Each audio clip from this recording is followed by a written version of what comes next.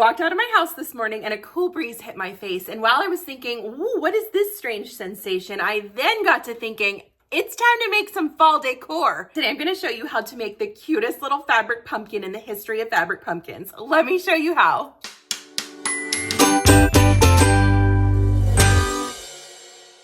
These take zero time, I promise you. All you need is some fabric. You could get a fat quarter from Walmart or the Dollar Tree. Any size is fine because you decide how big you want your pumpkin to be. I'm gonna use this adorable polka dot fabric, but again, any fabric works. When I say anything works, I mean it. I've made these out of old sweaters before. Literally just go to your closet and grab something you don't like anymore and make a pumpkin out of it. To stuff our pumpkins, we're gonna need some polyfill. You can get this on Amazon or at the craft store. Just get a big bag of it because once you make one, you're gonna wanna make like 50. You'll need a hot glue gun and some glue sticks for it. A little bit of embroidery thread to make the pumpkin look like a pumpkin because it's super strong and it's gonna be holding some of that polyfill in, which is helpful. So strong is good. And then if you wanna sass up the top, I like to use this like little bendable wire that looks kind of natural. I just went on our staircase and cut off a piece of our garland because that's how I roll. But you can buy this in the craft store as well if you don't want to cut up your fall decor. And then for an added little bonus, we're gonna stick a cinnamon stick out of the top of it because it looks just adorable on top. Let me show you how to do this. It takes no time and very little skill at all. The first thing I did was plug in my hot glue gun, so it's getting heated up over in the corner there. And the first step with the fabric is we want to cut it to the size that is appropriate for our pumpkin. Today's pumpkin, I'm gonna just do whatever the fabric length is that I have here, which is 18 inches.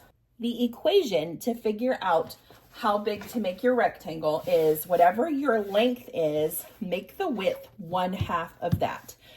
So for this, with 18 inches, I am going to cut it 9 inches wide. So lay that out on your board, give it a quick cut. The next thing you want to do is fold your piece over so that the right sides are touching and this raw edge is lined up right here. And we're going to clip that in place. Clip it along the side.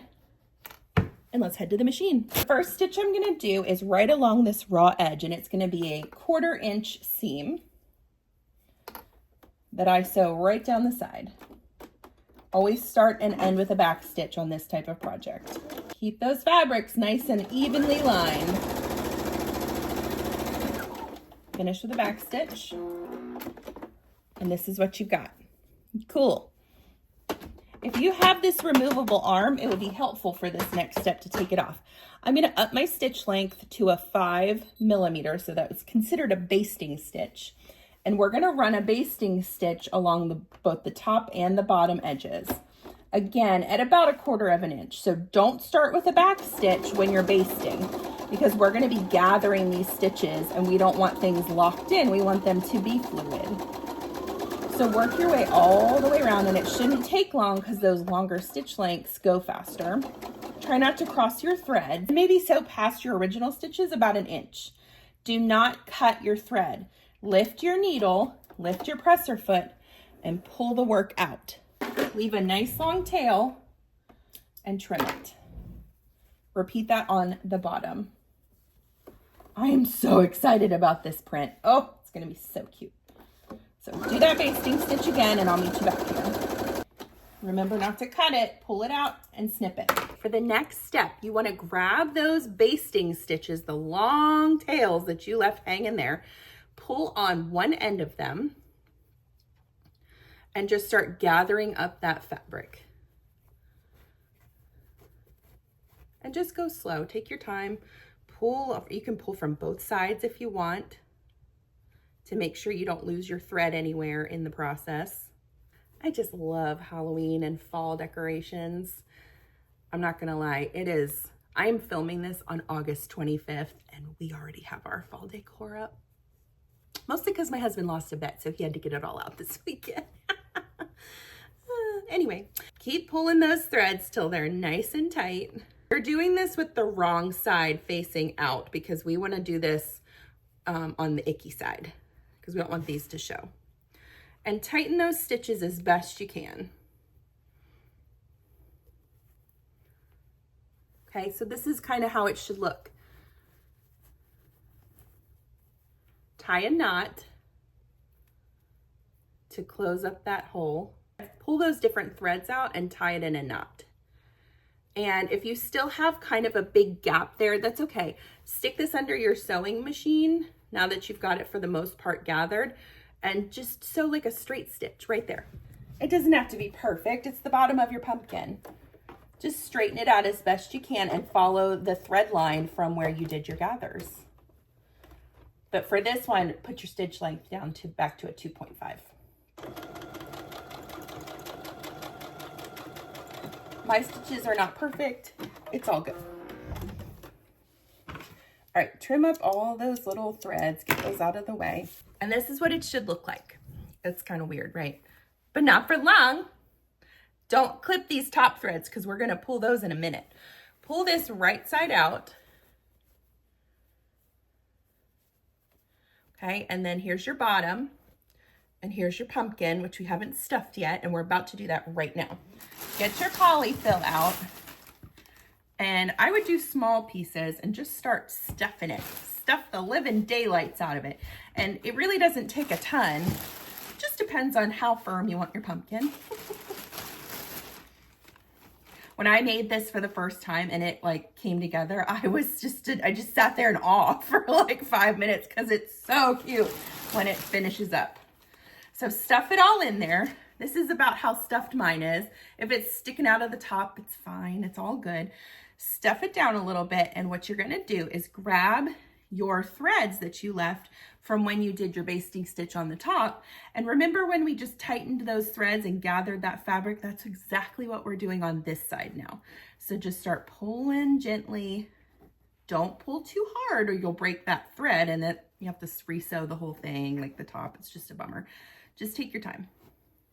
Now, as you're doing this, you're gonna be like, this is totally not gonna work. It looks ridiculous, but just wait because the magic is about to happen. It's okay to pull both ends and just get it as tight as you can. It doesn't have to be perfect. We don't wanna pull it so hard that it falls apart or breaks. Once you get it, it's about as tight as I can get mine. I'm gonna push it down a little bit, loop it around my finger and tie those threads in a tight knot. The other thing you can do if you're feeling a little sassy is if you really want to get that center part tight, which it's not that important, but you don't really want the fluff to stick out, is thread those 2 threads from your basting stitch through, pull them nice and tight, and just sew it across, like make a plus sign or an X with your stitches. Pull them tight, and then that should really close up your center. The next step is we're going to take that embroidery thread, and I just chose orange because it went with the color of my fabric. You can do whatever color you want. If you want your pumpkin veins to be a little crazy wild, that's fine. Cut a length of your embroidery thread pretty long, maybe 1 yard long, and then you're going to divide that by half. So each embroidery thread that you get is usually 6 strands.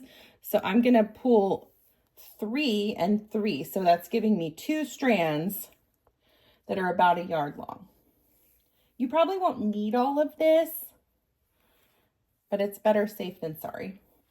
Take one of those strands, and you'll probably want to use a larger eyed needle, like an embroidery needle, because 3 strands is kind of a lot to stick through. Okay, run it through. And I want you to tie a knot in the end of your thread. So I'm going to wrap my thread around my needle a few times and just pull that knot. Okay, you got your knot. I want you to go in through the top of this pumpkin and smush it down until you see that come out the bottom. Try and get it as close to in the center as you can and pull. Okay, because you tied that knot, it's catching on your fabric in the bottom, which is what we want. We are going to wrap it up the side like so. You're going to bring it up and then back through. So if you have a long needle, that works even better for this. Now, if your needle doesn't come up exactly in the middle of the bottom of your pumpkin, It's fine. If somebody's going to lift up your pumpkin and tell you that you did a bad job, they don't deserve to be in your fall house. So start to pull that a little bit. Okay, you see where we're going with this? The next one, bring up maybe like 3 inches from the first one. And the tighter you pull that, the more smooshy pumpkin look you're going to get. I want you to be super careful on this step though, because it's really hard to keep track of that needle and very easy to stab yourself.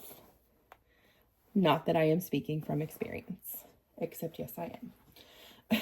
So, and you don't have to like keep this pulled down the whole time. You're just going to try and, you know, sort of cinch it as you go, because it's hard to go back to that first one after you do, you know, 5 or 6 of these. Now, if you're really tricky and you find this seam, you could try and go right up the side of it to cover up the seam, but that's not necessary. And as you sew this, it gets more squishy, which makes it easier to get that needle in and out. Okay. Oh, look at that cute pumpkin we're making. Keep working your way around. Hold it nice and tight.